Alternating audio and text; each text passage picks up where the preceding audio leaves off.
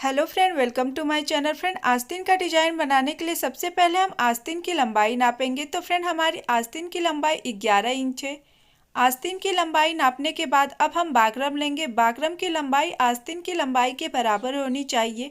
तो फ्रेंड, इस तरीके से बाकरम की लंबाई नाप ले। अब हम बाकरम की चौड़ाई नाप लेंगे। तो बाकरम की चौड़ाई 3.5 इंच है। अब हमें बाकरम को इस तरीके से फोल्ड करना है, फिर इसे दोबारा इस तरीके से फोल्ड करना है, फिर एक बार और इसे इस तरीके से फोल्ड करें। इस तरीके से फोल्ड करने के बाद अब हम बाकरम की लंबाई नापेंगे। बाकरम की लंबाई हमारी 3 इंच है। तो 3 इंच के आधे पे 1.5 इंच पे हम इस तरीके से टिक लगा देंगे और इस तरीके से 1 इंच की चौड़ाई पे हम टिक लगाएंगे। अब यहाँ से हमें इस तरीके से तिरछी में लाइन अप करना है, नीचे की साइड से भी और ऊपर की साइड से भी। तो फ्रेंड, अभी तक आपने हमारे चैनल को सब्सक्राइब नहीं किए तो प्लीज़ हमारे चैनल को सब्सक्राइब करके घंटे को बजाना ना भूलें। इस तरीके से फ्रेंड लाइन अप करने के बाद अब हमें इसकी कटिंग करनी है। तो जिस शेप में हमने इसे लाइन अप किया है बिल्कुल उसी शेप में हम इसकी कटिंग कर लेंगे। अब हम दूसरे साइड से कटिंग कर लेते हैं।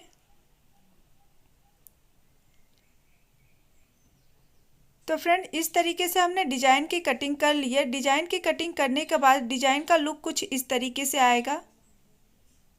तो फ्रेंड, इस्त्री की सहायता से कपड़े पे इसे इस तरीके से चिपका लें। अब फ्रेंड, हम डिजाइन बनाने के लिए डिजाइन की साइज के बराबर एक दूसरा कपड़ा लेंगे। ये रहा हमारा दूसरा कपड़ा। अब दोनों कपड़े को हमें डबल कर देना है। इस तरीके से एक के ऊपर एक रख के हम इस तरीके से डबल कर देंगे और डिजाइन के बीचों बीच में फ्रेंड हम सीधी सिलाई चला लेंगे। तो इस तरीके से डिजाइन के बीचों बीच में सीधी सिलाई चला लें।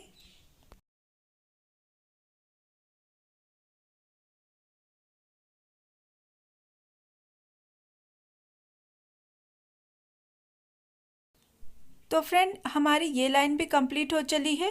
अब हमें क्या करना है, जिस शेप में हमारा डिजाइन है उसी शेप में हमें इस तरीके से सिलाई चलानी है। तो यहाँ से हम सीधी सिलाई चलाएंगे, फिर यहाँ से हम डिजाइन को इस तरीके से घुमा लेंगे और इस तरीके से इसके ऊपर सिलाई चलाएंगे। तो बिल्कुल इसी तरीके से फ्रेंड आपको सारे डिजाइन पे सिलाई चलाते जाना है, जो कि इस तरीके से आप इस डिजाइन को बहुत ही इजी स्टेप में तैयार कर सकते हैं। तो फ्रेंड, हमारी ये लाइन भी कंप्लीट हो चली है। अब हम यहाँ से धागे को कट कर लेंगे। अब हमें डिजाइन के बीचों बीच में इस तरीके से कट करना है।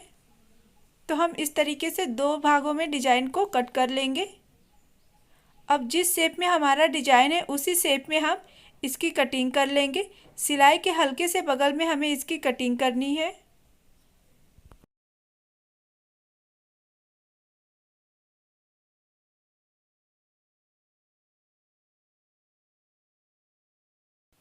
जो हमारा दूसरा डिजाइन है उसमें भी बिल्कुल इसी तरीके से हम कटिंग करेंगे। तो फ्रेंड, इस तरीके से हमने दूसरे साइड की डिजाइन की भी कटिंग कर ली है। अब हम डिजाइन को सीधा कर लेंगे। तो आपको इस तरीके से डिजाइन को सीधा कर लेना अच्छे से एक बराबर में। अब हम दूसरे डिजाइन को भी सीधा कर लेंगे।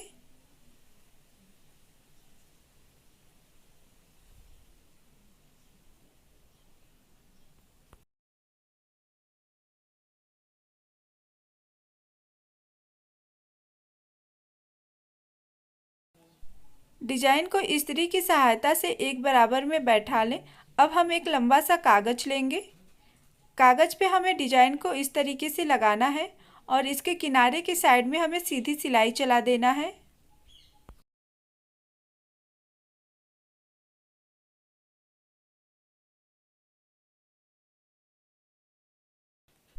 सीधी सिलाई चलाने के बाद अब हम यहाँ से धागे को कट कर लेंगे। अब हम दूसरे डिजाइन को इसमें ज्वाइंट करेंगे। तो दूसरे डिजाइन को इस तरीके से आपको ज्वाइंट करना है। यहाँ पे इस तरीके से सारे डिजाइन को इस तरीके से ज्वाइंट कर लें। फिर इसके किनारे की साइड में हम एक बराबर में सीधी सिलाई चला लेंगे।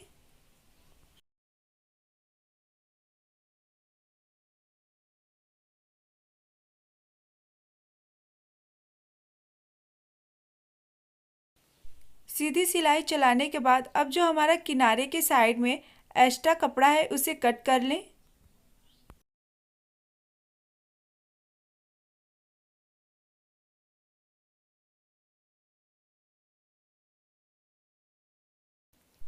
एक्स्ट्रा कपड़ा को कट करने के बाद फ्रेंड आस्तीन के कपड़े को आपको 2 भागों में इस तरीके से कट करना है, जो कि हमने पहले ही से 2 भागों में इस तरीके से कट कर लिया है।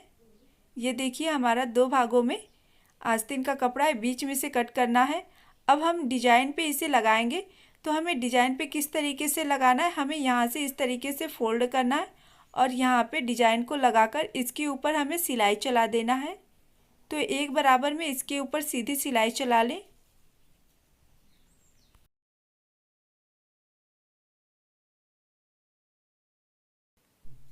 बिल्कुल इसी तरीके से हमें दूसरे साइड में भी एक बराबर में सिलाई चला लेनी है, जो कि फ्रेंड हमने दूसरे साइड में भी एक बराबर में सिलाई चला ली है। अब हम आस्तीन के कपड़े को उल्टा कर देंगे और 2 इंच चौड़ा एक लंबा सा कपड़ा लेंगे। हम इसे नीचे के साइड में इस तरीके से लगाकर एक बराबर में सीधी सिलाई चला लेंगे।